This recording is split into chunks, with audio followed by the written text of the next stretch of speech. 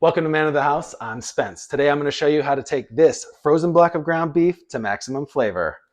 Perfect for any recipe. Of course, this has to thaw first, so let's quickly preheat the oven to 350. Make sure you use an oven-safe pan. This one's cast iron, this one's stainless steel. Either will work fine, but today I'm using stainless steel. Put the beef in the pan, then put the pan in the oven. Okay, this is now thawing, and it'll be ready in about 30 minutes, so you can go do something else. 30 minutes later. It's done. Let's move it to the stovetop. As you can see, this does not look done. That's because it's not, but it is thawed and ready to cook.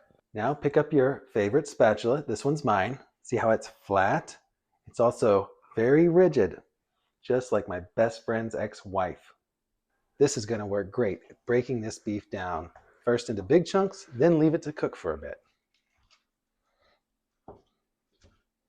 This is also the time to add some kosher salt for flavor. After all, beef without salt wouldn't qualify for the maximum flavor moniker. After a few minutes, smash it some more into even smaller chunks. Then leave it to cook. Eventually, all the red in the pan will disappear. And this is when most people stop. But not us, not today. We will push on. We want maximum flavor, and we're going to have to earn it. Smash it some more and let it cook on.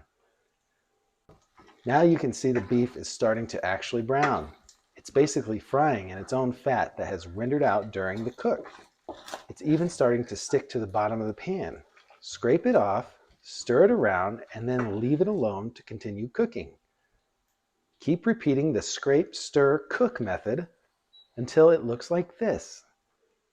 Now that it's done cooking, we have to separate it from the fat. But first, do me a favor and hit that like button. And if you like this video and want to see more content, please subscribe to the channel. That kind of thing really helps us out. Did you like my jokes? Leave me a comment with the cold hard truth. I'd also love to hear if you tried this recipe or what you might have done differently. Okay, to separate the beef from the fat, we need a plate for the beef and a slotted serving spoon. Move the beef to one side of the pan. Lift the handle, allowing the pan to tilt and the liquid fat to flow down away from the beef. Use the slotted spoon to take the beef away from the pan and put it on the plate. Use this for tacos, spaghetti, chili, or vegetable beef stir fry. No matter the purpose, cooking the beef this way will give your dish the added kick of maximum flavor. Thanks for watching. We'll see you in the next one.